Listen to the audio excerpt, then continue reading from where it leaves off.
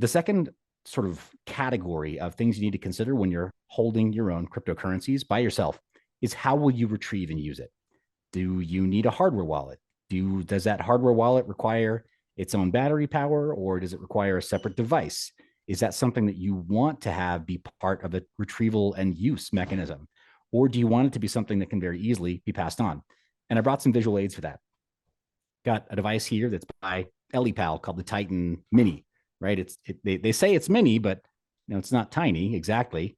It does have its own battery though, and it can be operated without the use of a secondary device or a computer. Same with the foundation device is Passport 2, Bitcoin only. But if that describes a member of your audience, it's absolutely best in class. Nothing comes close, and has its own battery, has its own operating system, has its own encrypted backup system that would allow you to make backups of your backups, and store those in various places, which we'll talk about in a minute. And then, of course, there are the usual suspects between Ledger and Trezor. They're trusted by millions. They are battle tested, and there's so much documentation on how they work. Your cryptocurrency is at risk if you leave it on an exchange or with any kind of centralized third party.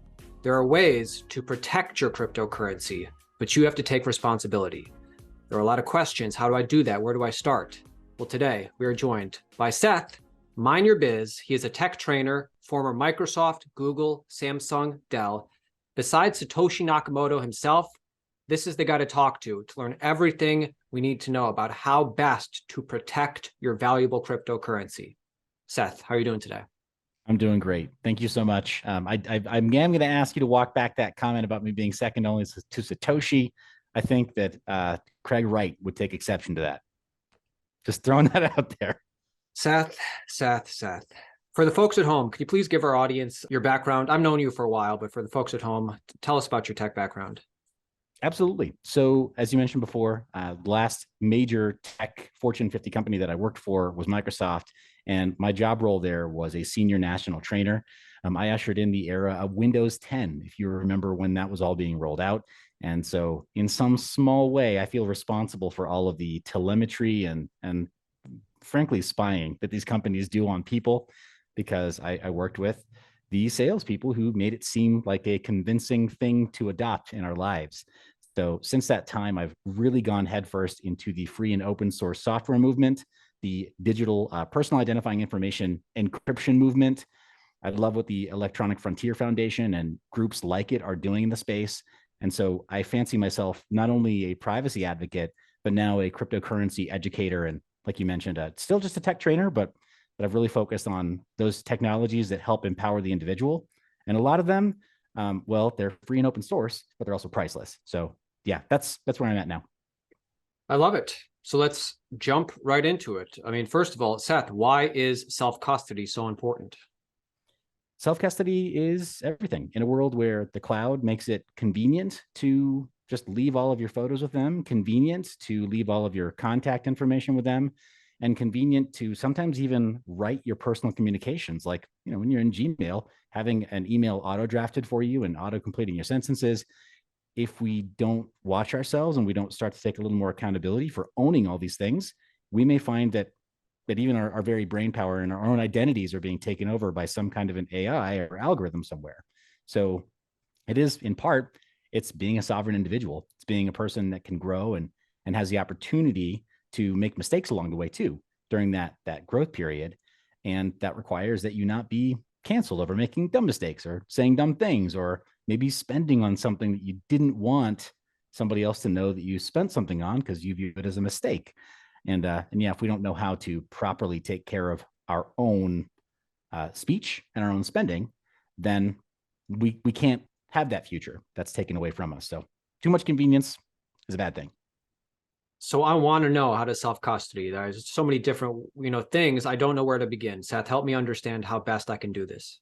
All right. So I'm using a free tool at diagrams.net. This is free and open source. And there is a desktop application if you wanted to just write notes like this and save it to whatever cloud storage or locally if you felt like it. This is a written out guideline. And the very first step, Aaron, is threat modeling.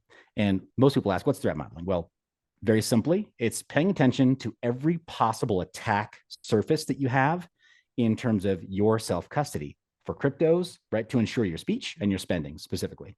Not necessarily in that order, but your spending with crypto. And you've got to pay attention to the immediate threats that are social. You may live in a place where, for whatever reason, people around you just view owning your own cryptocurrency and holding your own cryptocurrency as a problem. And so they may be willing to create additional issues for you in holding your own cryptocurrencies. It may be political. You may live in a territory of the world where there's a shifting landscape in the regulatory environment, and you're not really certain what that's going to look like from one day to the next. Here in the United States, I think I mentioned this to Austin the last time I was on your channel. From one day to the next, we were able to recommend Tornado Cash without any concern at all. And the following day, it was totally illegal. We would have been committing an act of treason against our government based on the US Treasury's mandate not to use this tool.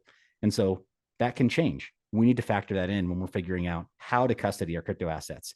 And then financial threats would be such as a bank or other lending institution, any other financial services that you interact with on a regular basis who might make your life difficult as you transition from letting somebody else custody your crypto to holding it yourself. In addition, that threat model needs to include succession planning. Aaron, I don't know if anyone's told you lately, but at the end, I'm going to give you a spoiler for life. At the end, everybody dies. And yeah, there's no avoiding it. That's a spoiler, right? It's like if you ever watch Titanic, the boat sinks in the end. We all of our boats sink in the end. And so knowing what to do with our cryptocurrencies at the end, if we're not careful, we can take it with us, or we can functionally do what's called a coin burn. And there are millions of Bitcoin already that have been lost because of this. People not making sure that anyone else could use their crypto after they died and having those coins no longer be retrievable. Are there people that I want to make sure have access? If so, who's on that short list? And how do I share that with them? So asking the question is the very first step. You will find solutions. There are many. I'm not going to mention any of those by name right now, but multi-sig is just one that I'll mention early on. Partial custody would be such as a multi-sig. It may be for the purpose of wealth preservation, vis-a-vis an IRA or a living trust or something else where there needs to be a third-party executor based on the way that those instruments are set up today for other asset classes. You would need to ensure that to be compliant, that you have partial custody of your cryptos with that person or with that executor. And I know it doesn't fit perfectly the ethos of the cypherpunk only, the sovereign self-custody, but there are some people for whom that's the only option. There's some people who have special circumstances or special needs in their family, literally somebody who may not be, who may be aging out of their ability to custody their own cryptos. And so knowing how that looks, that's where compromise may creep in. And you need to pay very close attention in that first step of threat modeling to any potential threats in that partial custody scheme that you choose. So just know estate planning is messy. In the best of circumstances, it's messy, but with crypto, it's actually even more difficult. So tackle those hard questions as early as you can and have that, be formulating that plan while you do that. Those are all things that the audience at home needs to think about when doing this themselves. We're not going to get into specifics for those right here, but when you're doing this yourself, these are all things you need to think about. 100%. And if you need to include the advice of a certified financial planner or a certified financial advisor, somebody who has those credentials, by all means, in the end, they're probably worth their fee. Go find somebody who has expertise with cryptocurrencies and then work with them, because they will save your family a lot of heartache in the end. Aaron, I know that you've been in the space long enough that you and I both, we have edge cases in our friends and family where there has been tragic loss of life and associated with it, tragic loss of their cryptocurrencies with no ability to take care of those who were left behind. So this is an important question to tackle early on. The second sort of category of things you need to consider when you're holding your own cryptocurrencies by yourself is how will you retrieve and use it? Do you need a hardware wallet? Does that hardware wallet require its own battery power, or does it require a separate device? Is that something that you want to have be part of a retrieval and use mechanism? Or do you want it to be something that can very easily be passed on? And I brought some visual aids for that. Got a device here that's by EliPal called the Titan Mini, right? They say it's mini, but It's not tiny exactly. It does have its own battery though, and it can be operated without the use of a secondary device or a computer. Same with the foundation device is Passport 2, Bitcoin only. But if that describes a member of your audience, it's absolutely best in class. Nothing comes close, and has its own battery, has its own operating system, has its own encrypted backup system that would allow you to make backups of your backups, and store those in various places, which we'll talk about in a minute. And then, of course, there are the usual suspects between Ledger and Trezor. They're trusted by millions. They are battle tested, and there's so much documentation on how they work that it's easy to know how those will work for you. But could a third party, if they needed to, and they were authorized by you, could they pick up that device? Could they use it? Plan for that.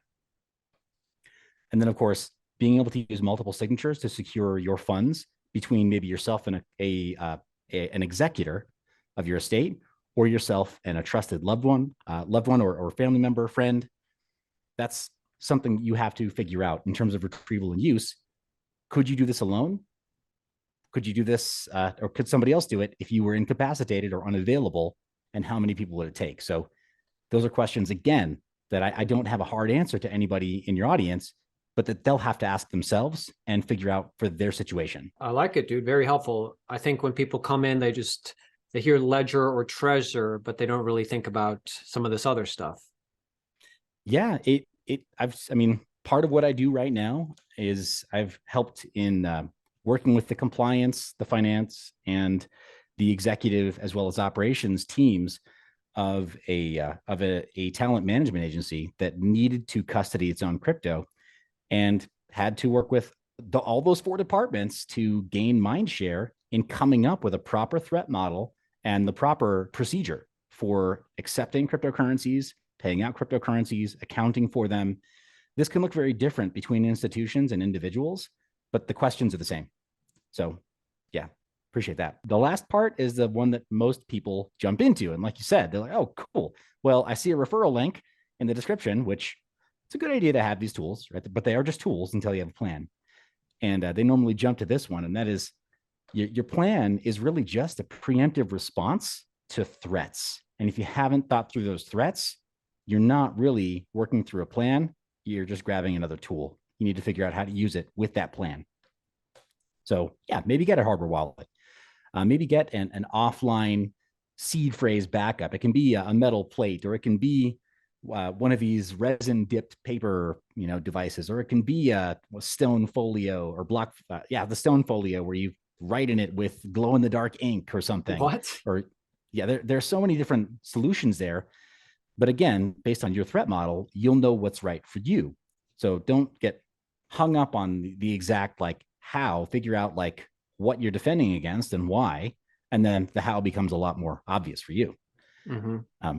And then what I will say is these last 2 points, Aaron, these are very near and dear to me because a lot of people, they don't know it yet, but they get to that final test. Maybe somebody in their life is passing away. Maybe they themselves don't know that they're about to face the ultimate test of their security model. And then it fails because they don't have a backup. In the data security of the InfoSec communities, there's this joke that 1 equals 0 and 2 equals 1. And that has to do with backups. If you only had one device that contained everything without a backup, then that means that if this is broken, you don't have anything at all. If you had 2, right, 2 wallets that mirrored the same seed phrase or that had the same information on it, then all of a sudden, if one gets destroyed or is missing or compromised, you still have actually 1. So backing up your backups is essential. That's why I like, for the Bitcoiners in the audience, that's why I'm so happy that the Foundation Devices crew sent me this for evaluation. And I love the way that it works because it actually has a full backup that is encrypted. So you could put this, say, in a safety deposit box without concern. Which brings me to the last point. Encryption is not a crime, at least not yet. Not here in the United States. It depends on now. If you're a ham radio operator, right? If you're a shortwave radio operator, actually encryption is a crime. Don't do that. There are some limitations to encryption. If Just like how there's some limitations to free speech. You can't walk into a theater and say certain things really loud, right? You will get arrested if you try that out. You can't walk into an airport or onto an airplane and just shout whatever words you want. Some words will get you forcefully ejected. But with encryption, you can take the backups of your seed phrase, you can take the backups of your wallet information, and you can just know that if this fell into somebody else's hands, you could hand it straight over to whoever you view your adversary to be. Maybe it's your mother-in-law, but hand it to your mother-in-law, and she says, "Oh, finally, I have your crypto wallets." Okay, good luck with that. It's encrypted, so it gives you a lot more options for how you create those backups of your backups. And all of a sudden, what was just a very simple security plan, you now have got backups of your crypto the way that Voldemort has Horcruxes. You're just you got it locked down. You're good. And I think that's probably the most important thing that I hope anybody from your audience takes away, Aaron, is that encryption, working from that direction up, helps to protect a lot of your other plans and helps you to protect a lot of the speech that you have while you're making those plans. And a little anecdote is my my accountant used to hate me. I would encrypt my tax papers, right? When emailing with my accountant. I mean, back in 2009, 2010, because he would say like, okay, well, this is so annoying. Why do you encrypt the attachment of, these filing documents? And then why do you text me the password separately? Well, because it's two factors of authentication. But I'll tell you this, I've never had anyone fraudulently intervene with my taxes. I've never had anyone commit wire fraud on real estate that I purchased. And I've never had any kind of a major, knock on wood, major problem with any other financial or cryptocurrency data of mine, because I use encryption religiously and I back up my backups. And it's not a crime yet. Yeah, knock on wood. If you do ever see anything like that, like I would ask your audience, just very much consider that what you lose if you vote for any kind of a political measure that allows for universal backdoors on encryption, because things that you think should be sacrosanct, right? Love letters from your significant other that you want to put into a time capsule, photos of your children innocently bathing as children that are intended just for you and their other parent, right? Things that would have not even been considered controversial in an analog world now being considered suspect, and only because a third party was able to gain unauthorized access to it. I don't want to live in that world, and I don't want to live in a world like that. Didn't even think about it like that, dude. You're right, though. That's crazy. People want to use centralized exchanges to do trading. People might want to use products like Celsius to get yield. What do you say to those people? Is it not worth it, or how should somebody go about interacting? Well, I think that when it comes to high promised yield, it's always very tempting, but 30% of zero is still zero. And unfortunately, my heart goes out to members of your audience that had their funds locked up on Celsius, but they found out the hard way that the highest available yield from any of the pairs that they offered there, or any of the assets that they offered staking and interest on, have resulted in zero gains. So yeah, I think we should be very suspect of anything like this. We should be very wary of any kind of a centralized yield product and any centralized platform that claims that there's great alpha or great gains available. We've seen it too many times, especially in this last cycle. We've been burned 3 times. How many more times do we need to be burned before we stop touching the hot stove of centralized yield? That's a question I guess only you can answer. True. You take on the risk. It's up to you. Do your own research. Understand the risks. I encourage everybody to go subscribe to Seth, follow him on Twitter as well. I'll leave links to that in the description. Final thoughts for the Altcoin Daily audience. Just that encryption is not a crime yet. Use it. Download free and open source tools like Signal and ask your loved ones to start using it.